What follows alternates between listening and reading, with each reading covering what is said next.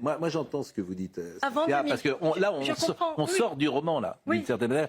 J'entends ce que vous dites, mais ça nous plonge aujourd'hui sur la situation en Iran. Ouais. Qu'est-ce qu'on fait? On laisse faire? Non, alors, On n'intervient pas en Iran? Alors, on laisse cette théocratie moyenâgeuse tuer les femmes, torturer les jeunes gens, etc. J'entends ce que vous dites, que les interventions ne sont pas toujours des succès, mais les non-interventions sont toujours des échecs. Les interventions ne sont certainement pas des succès et elles tuent des millions de gens. Ce ne sont pas des dommages collatéraux. Mais j'entends ce que vous dites. D'accord. J'entends, mais qu'est-ce qu'on fait en Iran? Pour l'Iran en particulier, encore une fois, si vous avez lu mes bouquins, vous comprendrez que je ne suis pas du côté des mollahs.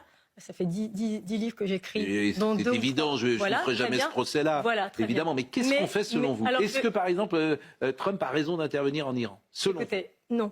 Cette guerre est illégale au regard du droit international. J'ai entendu. On s'en fiche. L'Iran ne respecte pas non plus le droit international. Et on s'en fiche, le droit international. C'est pas la question. Si, la question est le droit international. C'est un argument, moi, que je ne prends pas en compte. Mais très bien, mais c'est quand même le mien. Vous pouvez me laisser terminer? Je vous dis juste que pour le droit international, la guerre en Iran est illégale. Et je vais vous dire un truc. Moi, je sais que les puissants, un jour dans l'histoire, c'est prouvé, parce que sinon c'est la loi du plus fort. Et le plus fort dans l'histoire, un jour devient le moins fort. Et ce moins fort sera content de trouver le droit international pour lui. Tout simplement. Non mais c'est pas... Alors qu'est-ce qu'on fait? Vous m'avez pas répondu à la question. Qu'est-ce qu'on fait pour l'Iran? On les laisse crever? Mais on les laisse crever. On laisse les femmes traitées comme elles le sont. On laisse les gens torturés. Très bien. Et vous me dites droit international. Et si vous étiez iranienne?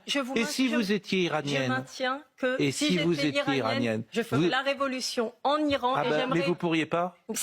Mais non. Écoutez, les révolutions se passent dans le sang, on le sait depuis toujours. Mais vous ne pourriez pas, madame. Est-ce que l'Occident a apporté la démocratie au Moyen-Orient? Non, mais répondez-moi. Est-ce que l'Irak, est-ce que tout ça...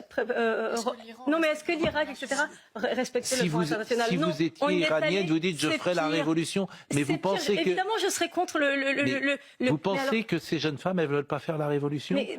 Vous basez sur quel chiffre pour nous parler des jeunes femmes? Excusez-moi, je vois des jeunes femmes qui veulent absolument un changement de régime. Vous pensez que les Iraniennes ne veulent pas? Je pense... Alors déjà, est-ce que vous êtes au courant que toutes les Iraniennes ne sont pas du tout pour la fin du régime? Mais attendez, ne me faites pas dire...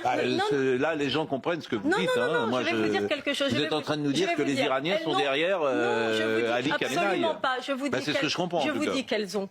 Probablement, il y a un problème de droit des femmes, mais en tout cas, de droit des femmes et de droit des hommes, d'ailleurs.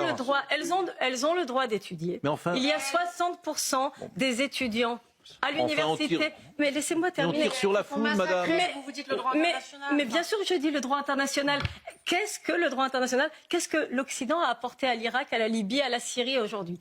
En quoi c'est mieux? Non mais répondez-moi, s'il vous plaît. Répondez, qu'est-ce que le monde arabo-musulman? Qu'est-ce que le parti Baas, pour citer, qui est à l'origine de c'est fini. Qu'est-ce qu'il a apporté au monde arabe? Le même schéma a été le même à chaque fois. Il y avait avant une dictature, mais les gens vivaient dignement. Aujourd'hui, il y a le chaos.